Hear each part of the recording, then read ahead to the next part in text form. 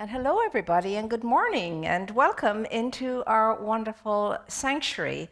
And as you can see, we have many little persons here with us. These are the bears of love.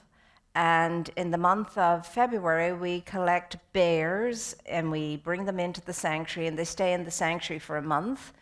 And people's prayerful and loving energy go into all of these bears, and then they go to a beautiful cause. Well, of course, at the end of February and getting ready, people want to extend their love to these beautiful little beings, teddy bears, etc. And so it was late March before we were ready to take them where we usually take them, to a wonderful, wonderful group of people who put together beautiful packages, well, what they do is they get a big duffel bag, and they put all kinds of things in the duffel bag, including a teddy bear for children who are in care, and young adults actually, who leave when they're 18, have to leave when they're 18 and go off into the world. And everyone gets a bear plus all other kinds of supplies. So that's where the bears go these days. And so very soon we will be able to take these to their respective, give them to this wonderful cause and get them out to the wonderful young people who really appreciate them. So in the meantime, you have all this love energy in the sanctuary representing those who have been in the sanctuary, and you now who are in the sanctuary virtually.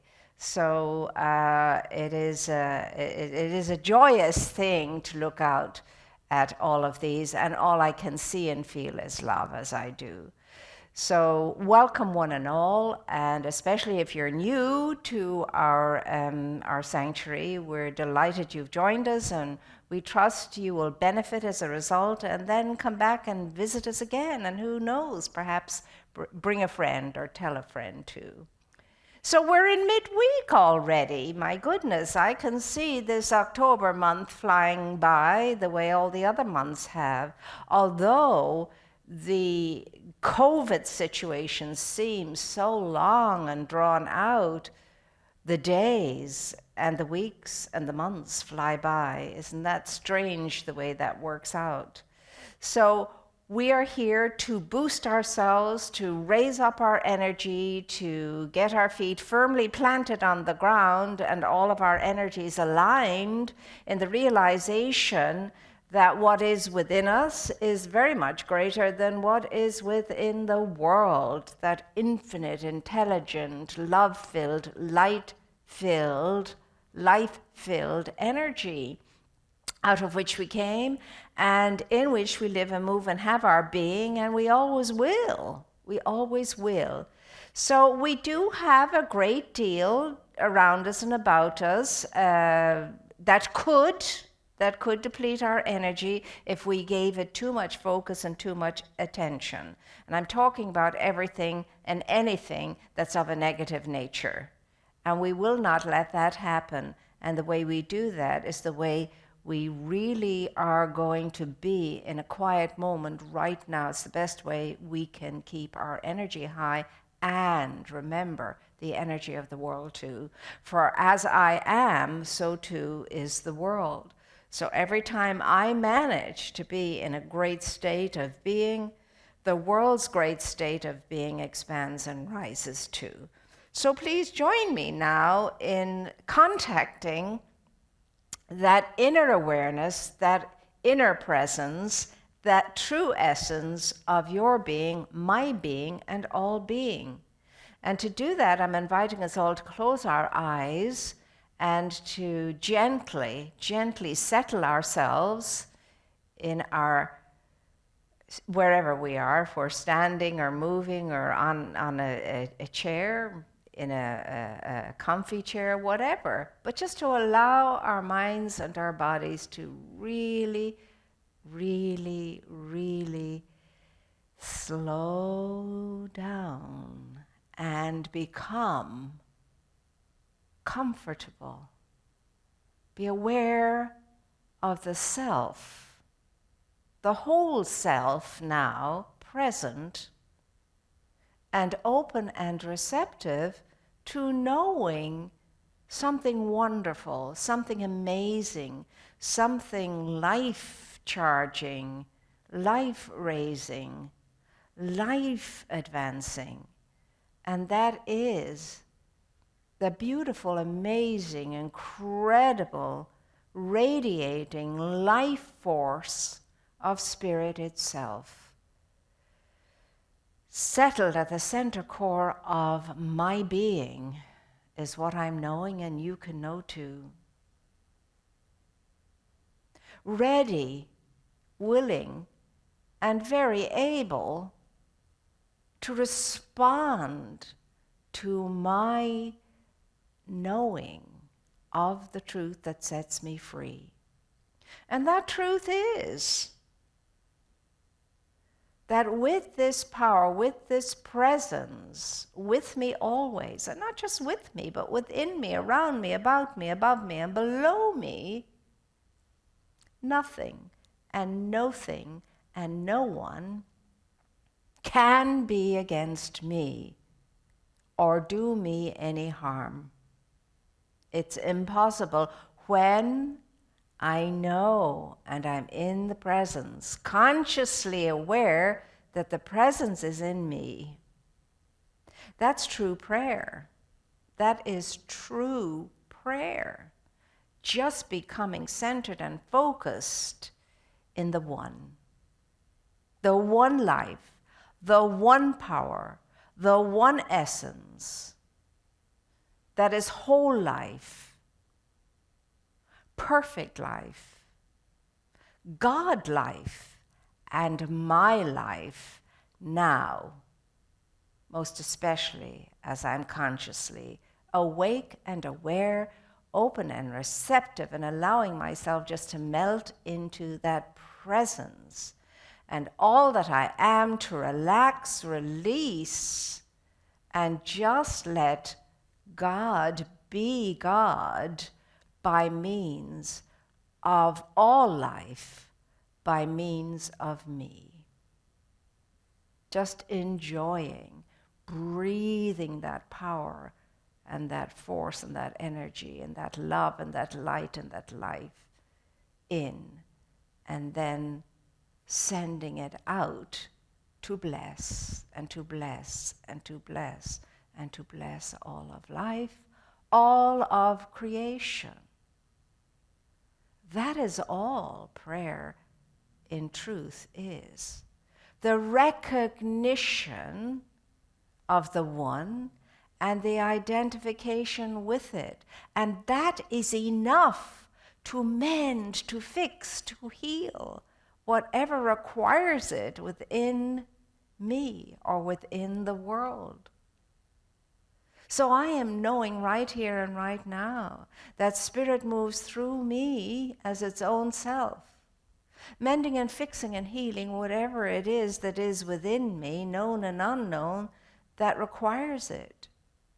And it's doing exactly the same thing in all of creation, living and moving and mending and fixing and healing whatever requires it, when there are enough open receptors to that beautiful outpouring of amazing grace. For nothing is forced in spirit, nothing is a struggle, nothing is a strain in spirit, and spirit never imposes itself on anything or anyone, and never ever responds without an invitation. That's what we mean by saying, court the presence. For the presence is always courting each one of us and all of life, and awaits our return courtship. So the invitation has to be expressed and extended for us to realize, for all of life to realize, for me to realize. All power is available to me through my awareness of it, through my identification with it, and through my extended invitation to it to come, which is the cry of the Advent season in the Christian world. Maranatha, Maranatha, Maranatha, come, come, come, Christed one, come. Come. The invitation is extended. So, how often throughout the day do I extend the invitation? Am I aware of the all-power being present and available to me? I ask myself. And then I commit to focusing on extending that invitation to be in and actively a part of everything I think, I say, I do in every single moment of every single day of my life, throughout the whole of my eternal life. May always I be extending, open and receptive to that all power, that one power that is available to me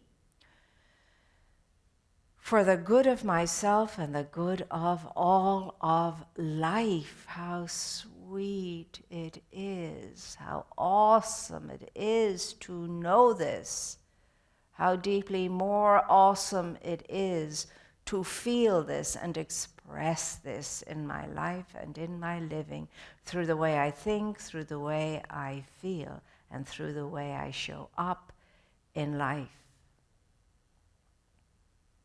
So I ask myself the question prayerfully: how am I showing up in this moment now, in this day?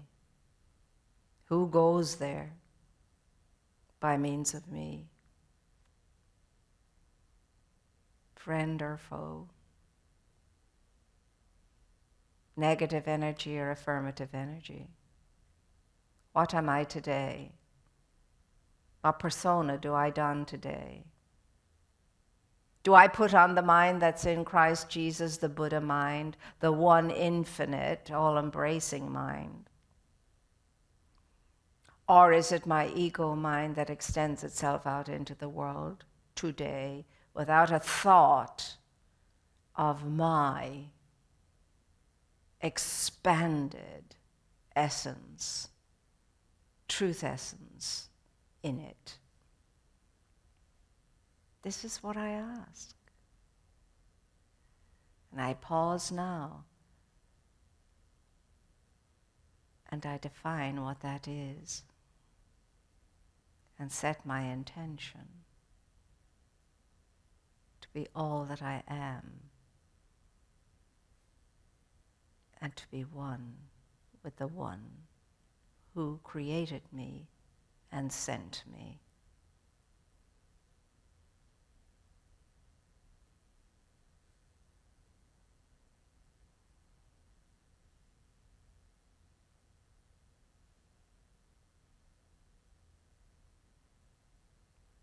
And so now I do the godly thing. I bless and I bless and I bless. All of life. All of life. And I call it good and very good, as it was called in the beginning, regardless of all the appearances that would have me think otherwise, all the drama, all the show, all the playing of ridiculous parts that are so untrue in life and living today in this moment now. I will not get stuck on the stage and all of its drama. I will see as Spirit sees, the truth that sets free. And I will know as Spirit knows that within every aspect of life, all its aspects, and indeed especially the aspects that live and move and have its being in the human race, I will see that. As Spirit sees that, as light and light and light again, and love and love and love again.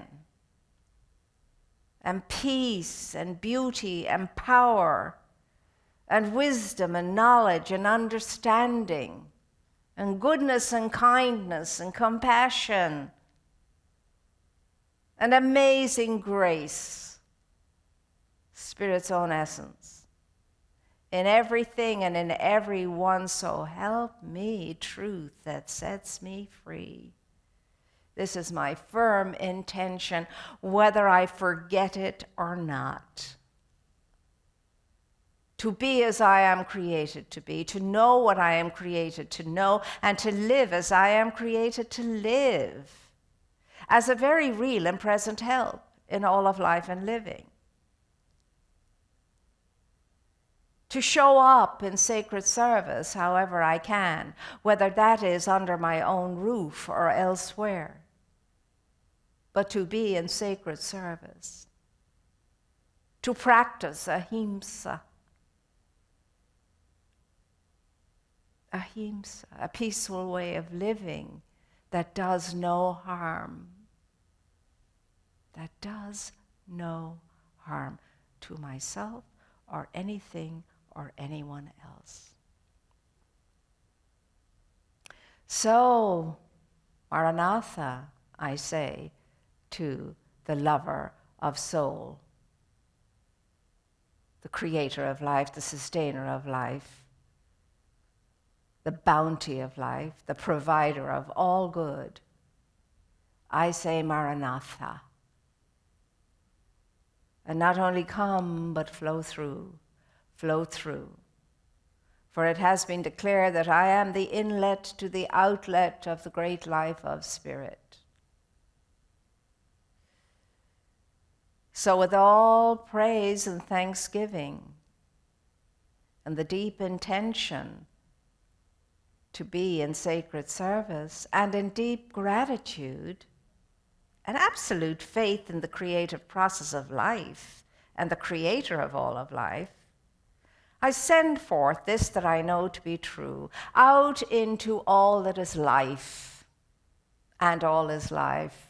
And I know that the great one and only, that one power, that one presence, responds absolutely with a great affirmative. As I say, and so it is. And so it is. And may it stay in my consciousness and yours as so it is. So that's what we can do for the rest of our day and be in the rest of our day. We can be that power and that presence showing up in the way we're thinking, in the way we're feeling, in the way we're being, in the way we're doing. And just by being all of this, heal the world, save the world, whatever the world, and bring it back into sanity and wholeness and unity and harmony and oneness. Can you imagine that? Just sitting under my own roof or being in my own home or whatever. Thinking the right thinking, feeling the right feeling, doing the right thing, which always comes back to what are you thinking? Because what I'm thinking creates what I'm feeling, and what I'm thinking and feeling combined creates the way I show up in the world. And every single day it's a question I want to ask myself and invite you to do likewise. As you open your eyes, get out of your bed, ask yourself, what am I thinking?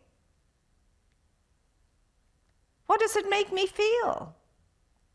Because whatever it is, that's how my day is going to go. That's how my day is going to go. Well, time she go fly, as my wonderful hairstylist would say, who's not able to be my hairstylist at this time. So I want to get the giddy up on this COVID and get it out of Dodge so that I can be in that lovely lady's presence again.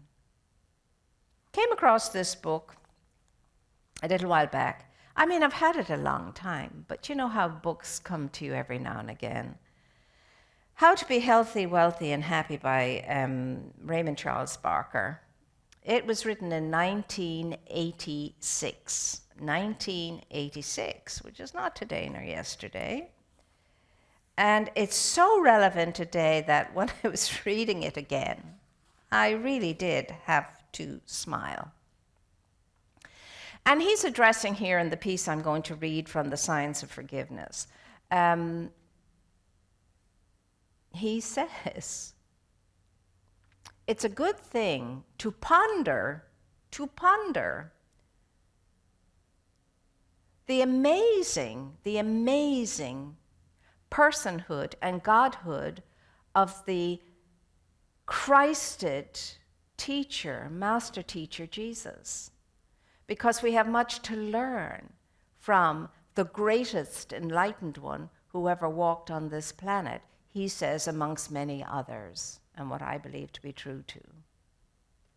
Now remember, the Christ of Jesus belongs to every person, place, and thing, not just to Christians. They don't have the only rights over the Christ of Jesus. In fact, Christ existed long before Jesus came along, but he moved into his Christhood better than anyone else ever has to date. And Jesus is a universalist. Nobody is excluded from the company of Jesus, and he proved that over and over again when he was walking this planet. Didn't matter. If you look at the people he had around him and the people he spent time with, he had great reverence and respect for all people and all life. Samaritans who were hated by many people, tax collectors who were hated by many people, Roman centurions who were hated by many people. Jesus received everybody, spoke to everybody, treated everybody in the same way, except there were a couple of exceptions. The Pharisees he didn't feel like hanging out with much at all, only when he had to, and he didn't have the kindest words for the Pharisees, the hypocrites he called them. He called them a brood of vipers and hypocrites. The ones who are holier than thou and think themselves above the law. So here's what he says, and I love it. Jesus did not change history. Jesus engendered an idea in the race mind which changed history. Brought in a new idea, a new way of being, and that changed history. Yes, so he was the initiator of that. Charles Fillmore once remarked that Jesus' teaching was a blood transfusion for the entire race. I like that, spiritual blood transfusion. Like some people go and they get, boosts of energy through all kinds of ways and means that are holistic. And then he goes on to say, it put new life into a worn-out system. Now he's writing this in 86. This transfusion put new life into a worn-out system. It brought something fresh, pure, and clean into a world that sorely needed it. We are in such a world today, he writes. We are being bombarded by racial, political, national, and even hemispheric hatreds. Could be today he's talking about. So enter any gathering of people, he says, and within 10 minutes you will discover whom they do not like and whom they hate. And then he goes on to say, Jesus said, Let the dead bury the dead, meaning let all situations go. They're not important. Your grudges, your dislikes, and your animosities do nothing to the other person, but they wreck you. That's what he says. They wreck you. So let them go. All that animosity, all that pent-up hatred, all that bitterness, and all of that judgmentalism and so on, let it go, because it's wrecking you. It's not doing anything to the ones you're hating, etc., but it is wrecking you. He says, it is good spiritual life insurance not to carry grudges. Good life, spiritual life insurance not to carry grudges. We do not believe we should be sweet to everyone who is unpleasant, to say the least. We do not teach people to grin and bear it. We teach people to face facts. The reason that the idea of Jesus can change your world is that he met situations the way you would like to meet them. He was able to do things that you wish you could. You also would like to quietly say to your problems, to this end was I born, for this cause came I into the world. And he goes on to explain what he means by that. Pilate did not bother Jesus, for Jesus knew that he could not afford to let Pilate confuse him. Jesus knew that the moment he hated Pilate, the high priest, or anyone filled with hatred, he would never leave the cross nor come out of the tomb. These men arrayed themselves against him the way the world sometimes seems to array itself against us. Yet he was silent and free of all resentment. He did not, of course, ignore evil. He handled evil. He did not say everything was good. He met an issue. Earlier, he had said to Peter that he knew that Peter would deny him, but he did not forbid Peter to do so or hate him as a result. Jesus saw the problem, and then he let the individual make his own choice.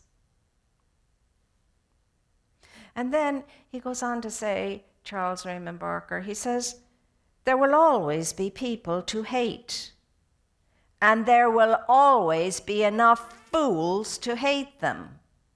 Like that sentence.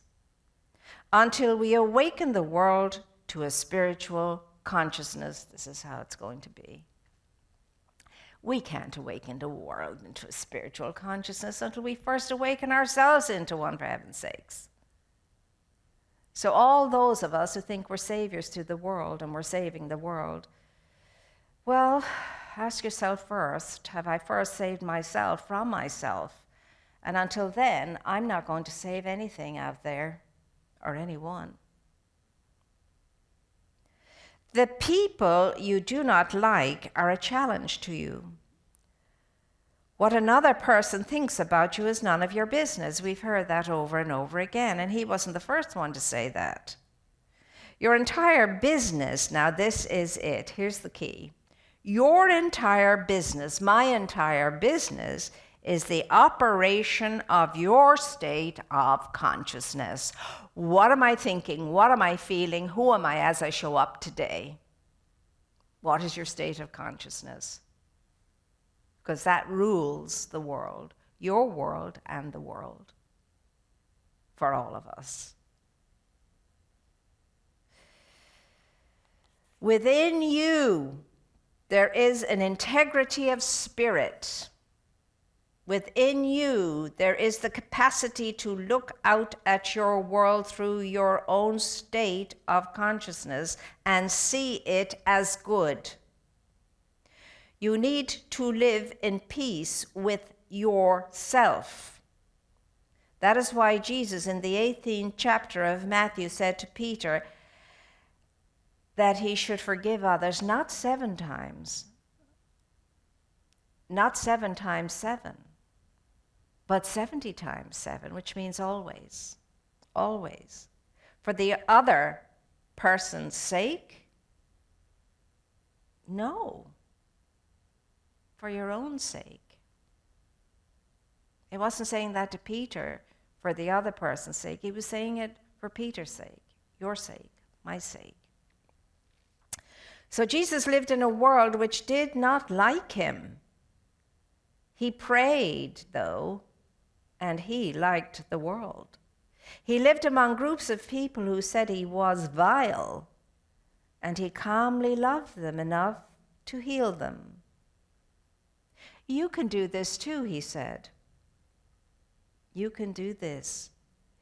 You can go into your office tomorrow and you can think, no matter what anyone says unkindly to me, I am going to say in my own mind that there is not a word of truth in it. I do not care. I believe that within these people is a spiritual possibility. I behold the good in them, I behold the God in them. I behold good in all of life. That is practical spirituality. And it is what true forgiveness is. True forgiveness is not taking it in, not taking it personally, not being offended. And in return, blessing, blessing, blessing. Don't have to hang out with these people at all. No, not at all. And it's not good to sometimes, where there's an opportunity for some harm. No. But we can step away from that energy, and we can bombard that energy with its opposite, with life and light and love and peace and beauty and power and all of that stuff. Jesus always said, the Father and I are one. What does that mean? In our language, it means there is one life. That life is God life. That life is whole life. That life is perfect. And that life is my life now. And it always has been, and it always will be. So I too, and you too, can say, the Father and I are one, because that's how the Creator of the universe decided to create all of life as a one thing. In other words, I am the breath within the breath. I am a life force within the life force. I am a light within the light. I am a love within the love. That's who I am. That's what I am. And that's who you are. And that's what you are. So what is it going to be, my dear ones? Are we going to allow everything that's going on out there to take away from us our sense and sensibility of wellness and wholeness and completeness of being? Are we? Are we going to be allowing ourselves to be scared and frightened and all the rest of it? Are we? Oh, yes. There is danger out there. There are vicissitudes out there. But Jesus said, in the world these things are. But fear not. For that which is within you is greater than that which is in the world. But make no mistake about this. It's one thing to say that you can and I can put on the mind that was in Christ Jesus, the Buddha mind, the infinite one mind, and move and live and have our being in safety without harm. But until you are convinced, and everybody else is convinced around you, that you have succeeded in this, Pay attention to protocols. Pay attention to caution. Pay attention to carefulness. For unless you truly are that awakened, don't play about with letting things go and thinking you are safe from. Yes, by all means, every day, be open and receptive to putting on the mind that was in Christ Jesus. He said himself that the baptism that is within me can be the baptism that is within you, but only if you succeed in realizing the life and the light that he had realized. So let's not get cocky out there, and let's not berate others for following protocols. Let's be intelligent in the way we live and move and have our being. And none of us ought to be judging other people at all, because we do not have sufficient information. We have not done enough research to be able to do that in any real way. We can hardly judge ourselves because we hardly know ourselves at times. Let's be kind. Let's be kind. Let's be on the lookout for good. Good. Let's not be on the lookout for what's not good. And you can shake your fist all you want, and so can I, and so can everybody else. It's not going to get us into that state we need to be in to live in a world that works for all of life. Our hands are not for making fisticuffs. Our hands are for blessing. You cannot receive anything in your hands when they are clenched. They have to be open to receive. Question is, are we open enough to receive the goodness and the kindness and the beneficence of a power and a presence and a beauty and a grace that's on our side, that wants us to flourish and to thrive, but cannot penetrate our clenchedness, our closedness? That's the question. Love one another, we're told, as we have first been loved. And making all these, judgmental statements about anyone is not going to do it. And it's certainly going to wreck us in the process, as Raymond Charles Barker says. Because every negative I send out there is an arrow that is like a boomerang. It turns around, comes right back, and hits me. It hits me. And don't take my word for it. Look at your life and ask yourself, how is my life doing? What's my mind like? What's my body like? What's my circumstances like? It all depends on what I am living in, and the consciousness that I'm living in. So, in a way, this is the best of times as well as the worst of times, because it gives you and me an opportunity to really get our priorities straight, to wake up, and to ask ourselves, do I really believe all the stuff I say? Do I really want to happen all the things I state? What do I really want?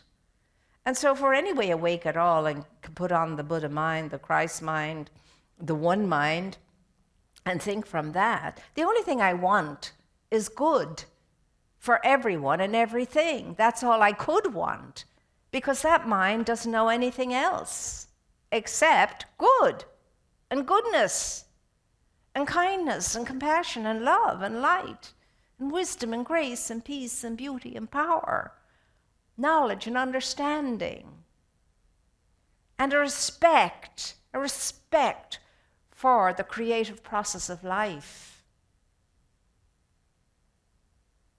You are so powerful. You are so endowed with the ability to live and move and have your being in an awesome, amazing, creative way. And you're that right now, regardless of what you have experienced in the past right up until this moment. You have that capacity right now. If the mind can do a swivel and change and know it. But knowing is not a mental thing at all. Belief is a mental thing, but knowing is not. Knowing is a feeling, and knowing is an experience. That's what knowing is. And you and I don't want to know, as far as information is concerned, more about the godliness of my being and all being. We want to experience it. And to do that, I have to take myself in hand and look at what I'm thinking, look at what I'm feeling, look at how I'm showing up in the world. And if that is not at least 51% on the affirmative side of life, I'm in trouble. 51% in raising, the glass half full and raising itself. So these, half-glassers, all of us who are half-glassers, the ones who will grow, live and move and expand their being are the ones who see the glass half full and rising and spilling over and going out and spreading out all over in its goodness. Not the 51% who see the glass half empty and depleting itself, depleting itself, depleting itself. So where are you right now, my dears? Where are you right now in your mind, in your feeling, in your circumstances, in your situations, in your sense, in your sensibility? Because wherever that is, it is dictating the circumstances of your life. And it's also adding to the circumstances of all life. So, for things to change, as we say so often, there is only one thing to change, and it's not a thing. For things to change, I have to change. And I don't have to be worried about anybody else changing. It's not my business. My business is me changing. Changing what? Not really changing what, but changing into who I really am and what I really am. That's where I need to change. So life, really and truly, every single day, no matter what you wake into, is a blessing and an opportunity. And a very real opportunity to rise up, to take up your mind and walk it through a whole new way of thinking. To take up your emotional energy and again move through it in such a way that it brings it into a unified state of tranquility. To take up your body and to praise it and bless it and love it into what it can be, vital energy filled with lifefulness, zestfulness, and the capacity and the ability to do for you what you needed to do for you in order to keep flourishing and thriving. The body can renew itself when the mind renews itself and the emotional body renews itself. Then automatically the physical body will renew itself. Because thinking and feeling affect my physiology. Your psychology affects your physiology. I've said it before and I'll say it again. It's true. Imagine changing your mind and changing your feeling can change your healthfulness. So let us not be among the haters Let us be among the lovers, because that's what we're created as. We created from love as love to be love. So let's bless and bless and bless every blessed thing and every blessed one, even if to begin with it is through gritted teeth. If we keep at it, we'll get to the point where we really and truly mean it. We are all one. And what's out there is what's in here. We are all one and the same essence and stuff made of. And we can do this. We can do this. Every time I sit down to eat, I bless my food. I bless everybody who is responsible for putting that food on my plate. All the thousands of workers. And then I bless the world into a fullness and plenty, a plentiful plate of all good. And then I know that a cure for COVID is at hand and a vaccination that works immediately. And then I have my food. I know that several times throughout the day, and if enough of us would know it too, it would become a reality. It truly would, because consciousness is power. Consciousness is power, and you have the power. So right here and right now, my dear hearts, we are going to celebrate our fullness. We are going to be grateful for what we have, the daily bread that we have, and I do that too every day. In my gratitude book, I give thanks for the richness of my daily bread, no matter how much it is, whether it's crumbs or a whole loaf or tons of loaves. I give thanks for the richness of it, my daily bread. And that's what this is all about, sharing from the daily bread.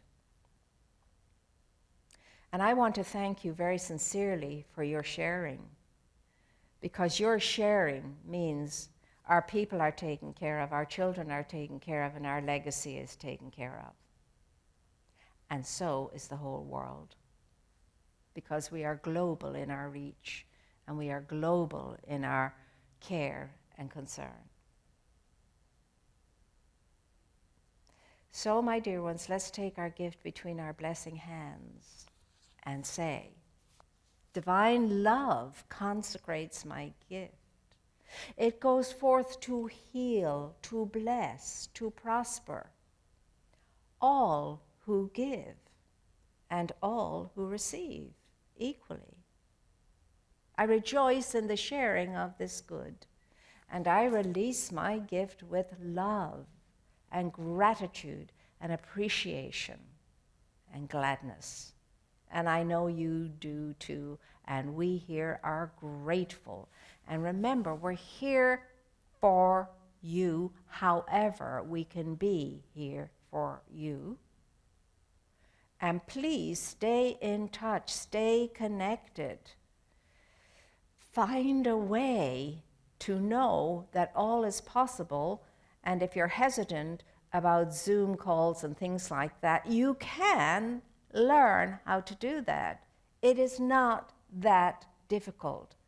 And if you desire enough to be in contact and see the faces of each other, please, please get friends to help you to do this. You can join us on a phone, on an iPad, on a computer. You can tune in to us on YouTube, on our internet. But stay connected and let us know how you are. Let us know how you are. I love the letters we get in sometimes, and we read some of them on Sundays. So stay connected, because we are very, very, very connected to you. We hold you very close in our prayerful thoughts and in our hearts. So know that. So blessed be, and may this world of ours know who it is, what it is, how it is, ASAP. And may we all be part of the great healing process, part of the raising up of consciousness, and part of that healing energy out there. As I know we can be, and as I am trusting we are. Have a great rest of the day. May it be filled with rich blessings for you and every moment of your life and living. We love you, we care for you, we're here for you, and I will leave you the way the children do. And so it is.